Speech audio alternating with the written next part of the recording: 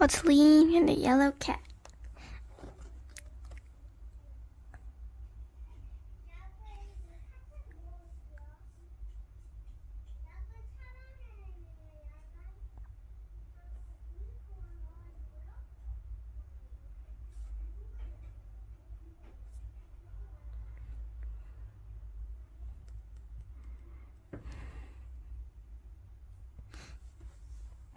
Ottoline and the Yellow Cat.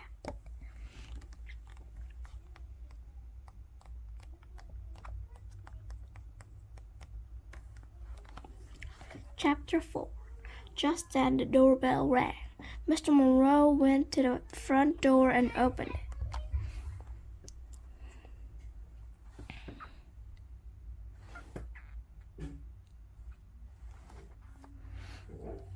Mr. Monroe came out of his room and tapped Ottoline on the shoulder.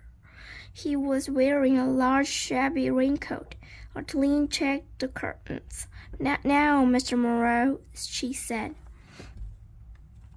Mr. Monroe went back to his room. "Good morning, Mr. Monroe." Mr. Monroe tapped Ottoline on the shoulder again.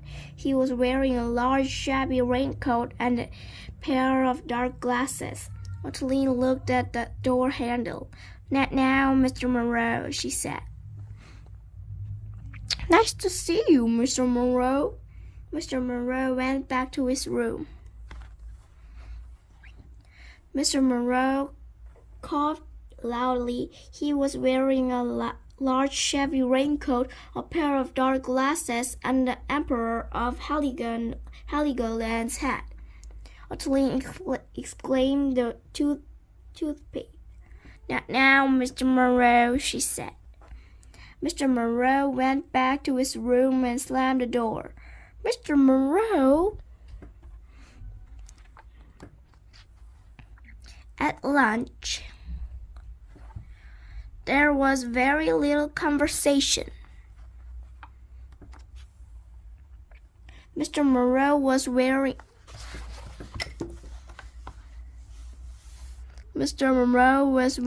a large shabby raincoat, a pair of dark glasses, the Emperor of Heligoland's hat, and an extremely long scarf.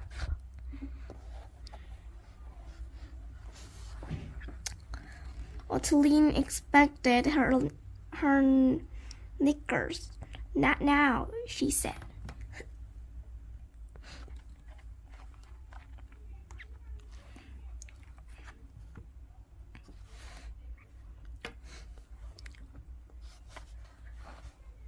"Not now," Ottoline said. "Not now."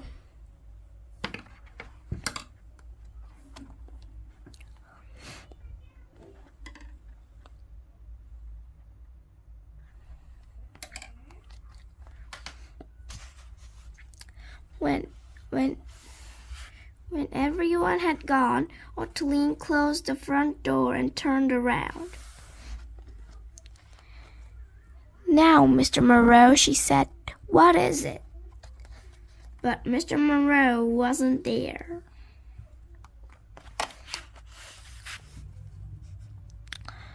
Chapter 5. Mr. Monroe climbed up the fire escape, which led to the roof of the Pepper Pot building. Every so often he paused and listened at the windows.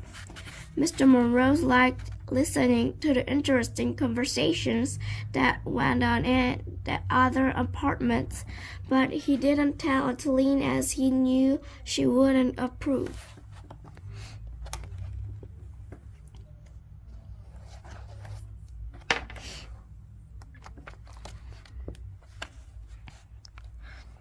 Mr. Monroe stood on the roof of the Pepper Pot building and thought for a long time.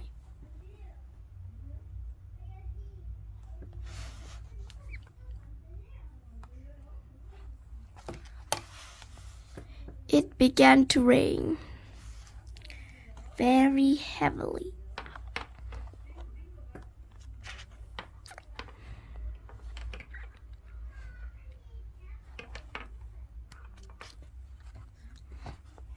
As he stood in the rain, Mr. Moreau thought about the cold, wet bog in Norway. He remembered how Ottoline's parents, Professor and Professor Brown, had found him and had invited him to come home with them to the Pepper Pot building. Professor Brown lent him his nice new raincoat, and Professor Brown gave him her sunglasses.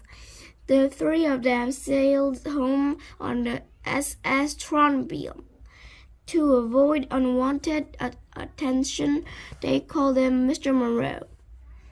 Although his real name was something in Norwegian, might mean small hairy bog person.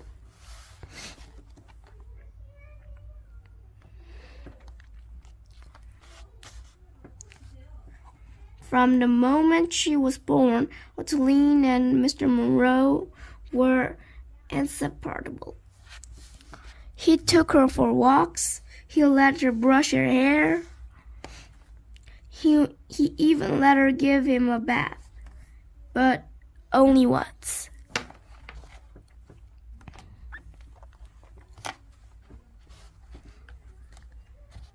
But whatever they did, Ottoline's parents knew that as long as Mr. Moreau was with her, their daughter would always be safe. The rain stopped and Mr. Moreau went down the fire escape. He didn't feel sad any longer. He stood on the doormat until he stopped dripping. It felt good to be out of the rain. It felt good to be far away from the bog in Norway.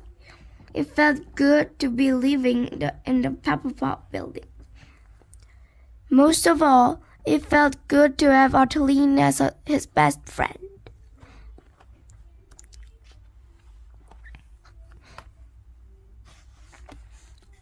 Mr. Moreau found Ottoline sitting by the main rocking chair.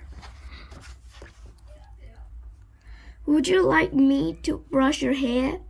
asked Ottoline. Mr. Moreau nodded. When she had finished, Ottoline looked at Mr. Moreau for a long time. Then she looked at her notebook. "I've got a clever plan," she said. The end. I hope you enjoyed.